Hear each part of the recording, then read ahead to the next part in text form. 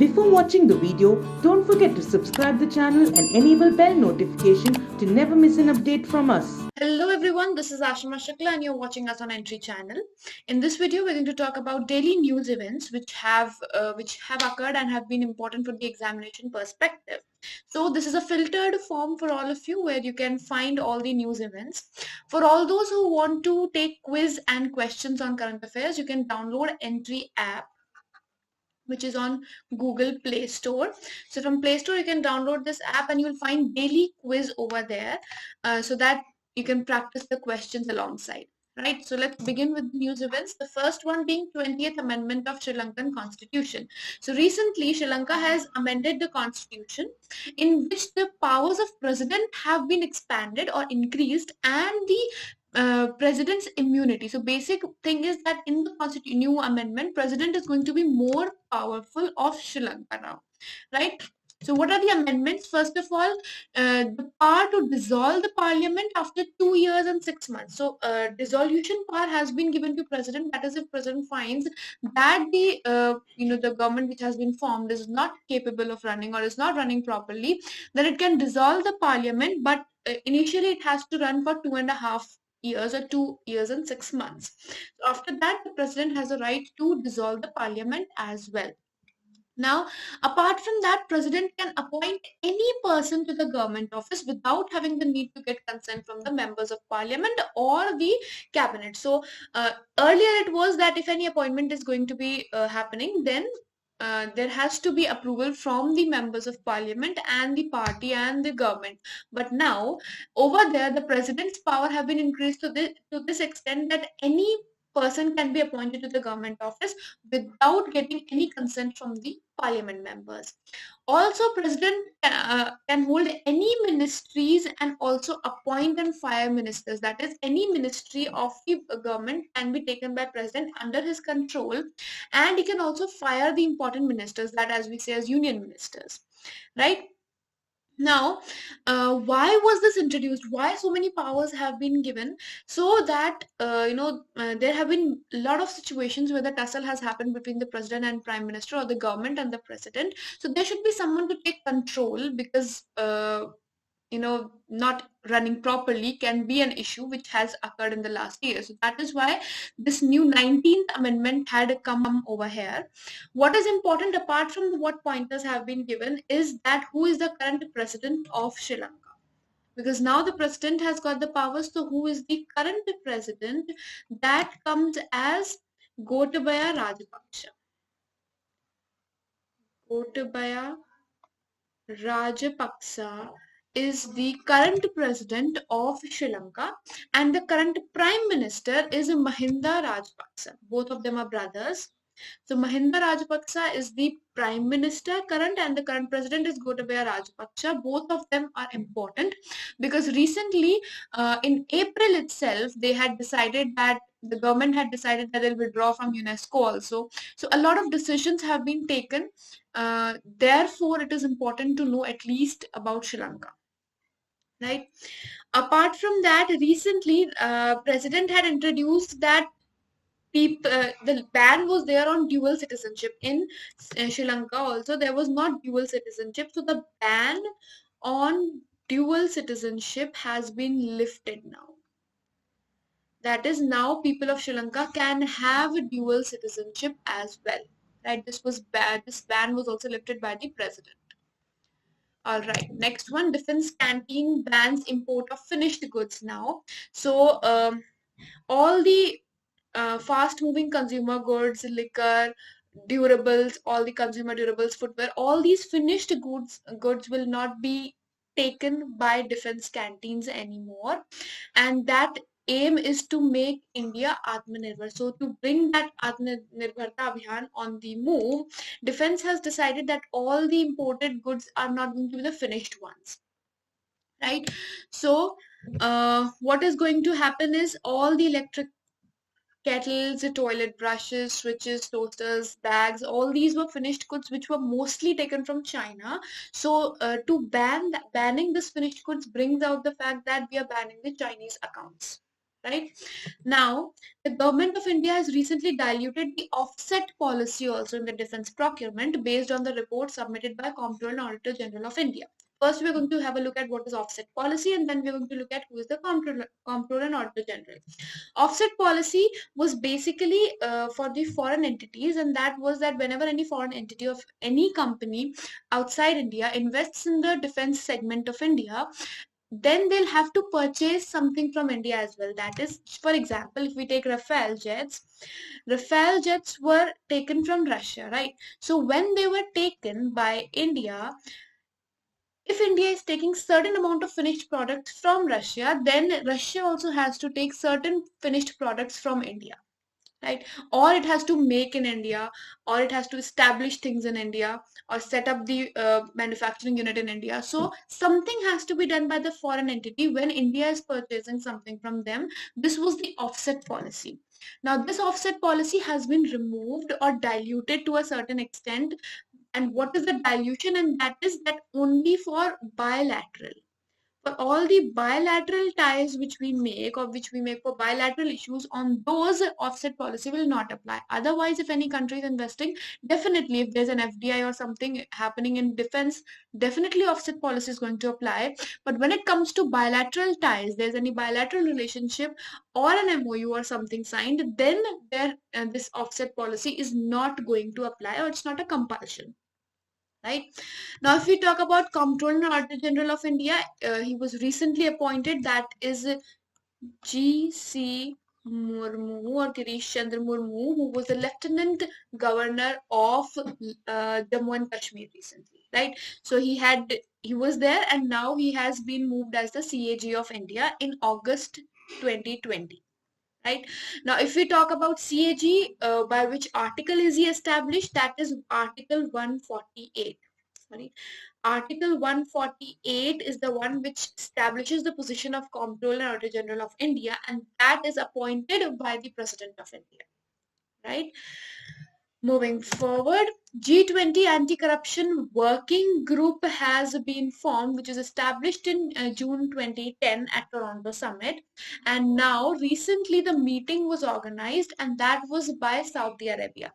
Now, I had told it a lot of times that whenever we are talking about G20 for the year 2020, all the meetings are going to be by Saudi Arabia, because the presidency of G20 currently runs in Saudi Arabia. Now, the presidency moves every year. So every year another country is appointed as the president of or holding the presidency of G20. This year, Saudi Arabia, the first Arab country to have a presidency of G20. Right. Now, what is this anti-corruption working group going to work with? That is with OECD, or Organization for Economic Cooperation and Development. It will work with World Bank, with United Nations Office on Drugs and Crime, FATF, IMF, all these organizations which are working on money tracing and avoiding money laundering and working on removing terrorism. So all these organizations have come together, and they're going to work with this anti-corruption working group. Apart from that, India has something for its own, and that is Vigilance Commission, right? And then we have Lokpal and Lokayukta. So we have Lokpal and Lokayukta Act, which is for overlooking on this corruption.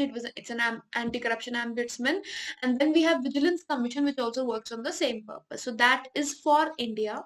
So you need to have a look at both of them as well while making the notes of this. So Indian Navy has operationalized the first batch of women pilots.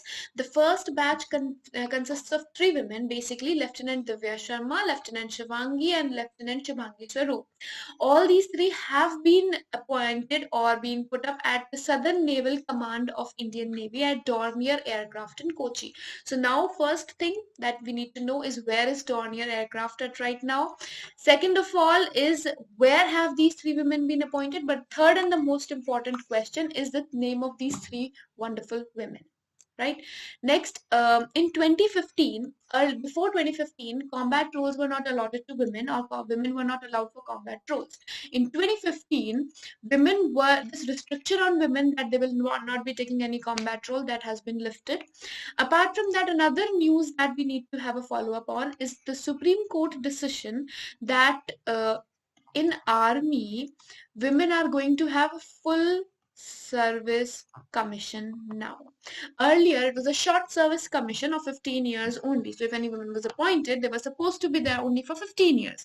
Now they'll have a choice after the short service commission if they want to continue the full service commission or they want to drop it there itself. Right. So this was a recent decision where Supreme Court has given the final opinion, and that has been implemented as well. So it is important on who has given this, and it is important that when combat rules were started for women. Next, Injeti Srinivas committee has submitted its report. Now, who is Injeti Srinivas? Injeti Srinivas is the chairperson of International Financial Service Centers Authority. And what is this report consistent about? Well, first of all, if we talk about IFSCA, that is headquartered in Gandhinagar, Gujarat. It is in Gandhinagar in Gujarat, right? And its basic purpose is to regulate the financial products, right? So earlier these were taken care of by RBI, by SEBI, but now all these services have been moved to IFSCA for all the securities, all the deposits or contracts or insurance or financial services which are related to. Next we have is Injeti Srinivas committee, which has submitted its report recently. Now, the chairperson, the important pointers regarding this news is first of all IFSCA chairperson, that is Injeti Srinivas. Now, this IFSCA or International Financial Service Centers Authority is going to regulate all the financial products which have previously been approved by any regulator. That is, if any security, any deposit or contract of insurance or any financial institution service has been approved by RBI or by SEBI or by any other regulator, they are going to be regulated by IFSCA now. And this IFSCA is going to have 9 members. So there are 9 members, and who is the chairperson? That is Injeti Srinivas. Where is this IFSCA headquartered? That is in Gandhinagar in Gujarat. So in Gujarat, in Gandhinagar, this has been established. Right. So what are why is this committee formed? Basically, it is for the recommendation of any other financial product or institution. And what was the institution that they talked about in this report? This report consisted about insurance companies. So IFSCA report recently has given a suggestion that insurance companies need to be made more powerful, their reach needs to be increased, their quality can be increased as per what the developed countries have as insurance. Our country is very low and it needs to develop. So insurance companies development is what this report was focused on. Something else that we need to know is about GIFT countries or GIFT city, that is Gujarat International Finance Tech City. You must need the full form of it. And the Special Economic Zone 2005. According to this act, IFSC can be set up in a special economic zone as well. Right? Now, this is going to be all for it. As for GIFT City, for all those who need to know what this GIFT City is, it is a single window regulatory institution that will help accelerate the development of India. And this GIFT City is at Gandhinagar, right?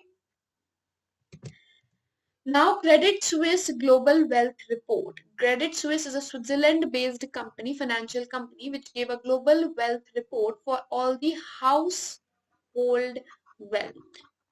Right, in which, as per the report, Asia Pacific is the highest contributor of household wealth.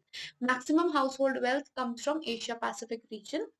And the second important pointer that we need to take care of is that between January and April 2020, the unemployment rate of India has increased to 24% now. That is approximately tripled. As per the previous record, it has been tripled to 24% at unemployment rates in between January and April 2020. Now, IMF, International Monetary Fund, has got its 190th member, that is a recent member, Andorra. Andorra is a microstate in Europe and it is not a part of European Union. It is in Europe, but it is not a part of European Union.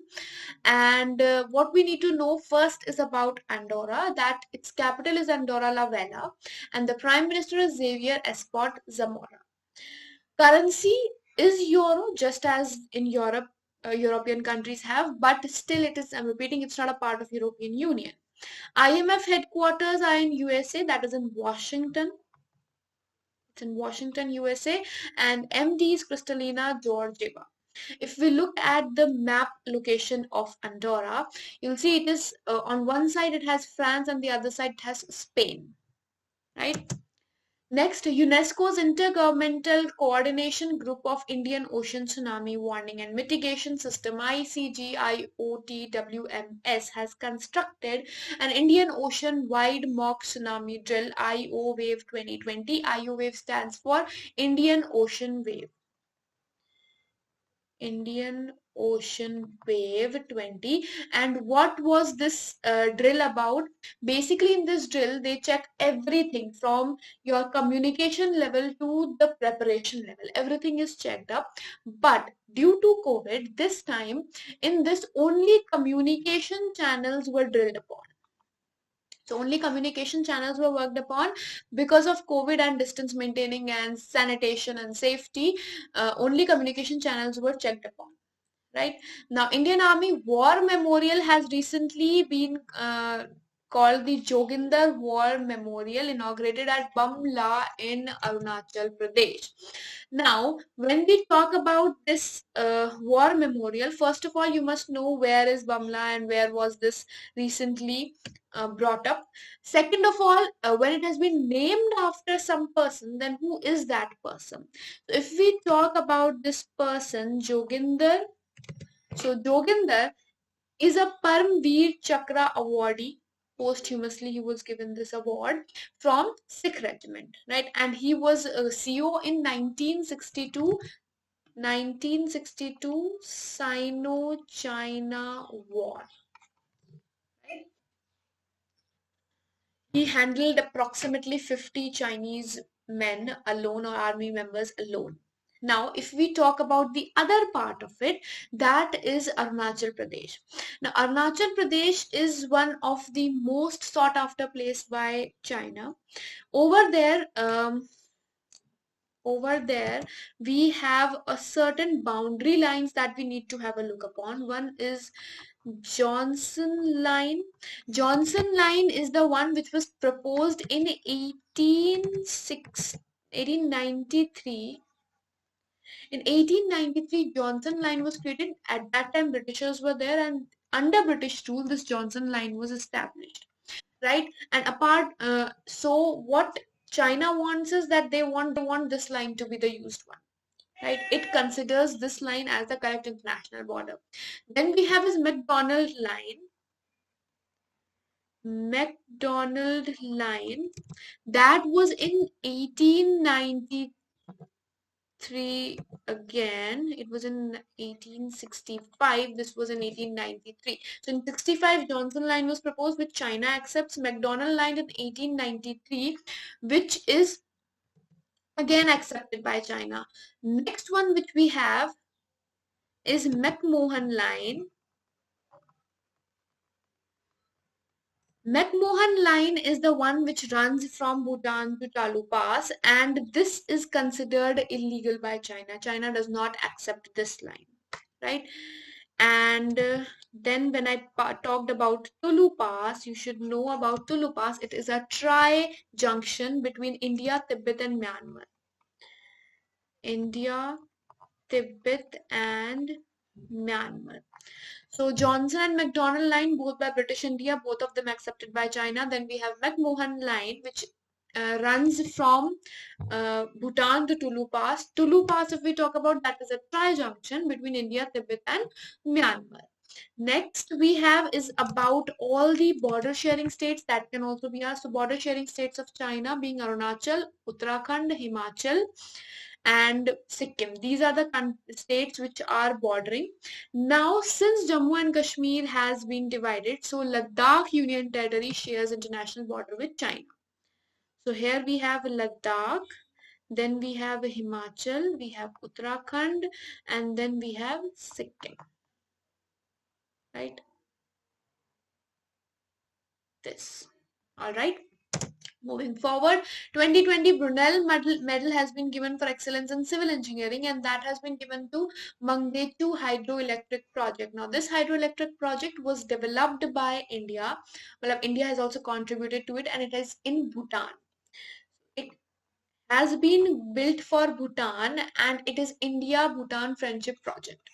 So that's why it's important. Next, Sudan has become the third country to join UAE and Bahrain in recognizing Israel, and they have been recognizing it via Abraham Accord. So there's an Abraham Accord which is in formation, which UAE and Bahrain have signed recognizing Israel, and now Sudan has also joined both of them and recognized Israel.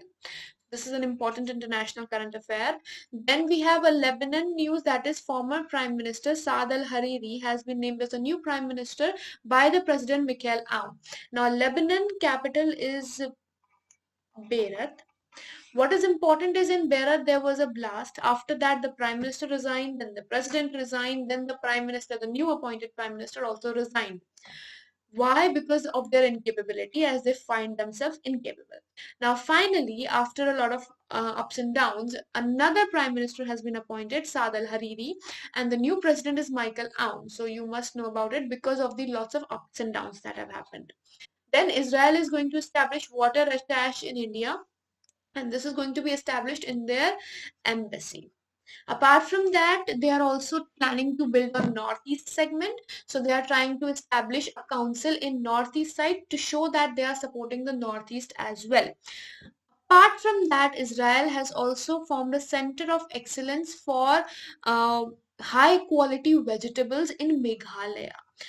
So that is again a step to show that Northeast is a recognized part, and they are very much willing to work with the Northeast states, right? So Israel has established water attache. They are going to build a council in Northeast, and they have built a center of excellence MOU with Meghalaya, right? Now, as I was talking about the questions that you must keep attempting of current affairs, so you can download the entry app. Over there you will find this daily current affairs segment where we upload 10 questions every day for your practice, and it's going to take hardly 5 minutes because it's a timed one. 6-minute quiz is there, so you can take a quick quiz and you'll know, and you'll be practicing it a lot, and there's going to be answer key and your analysis, everything is going to be there, right? So with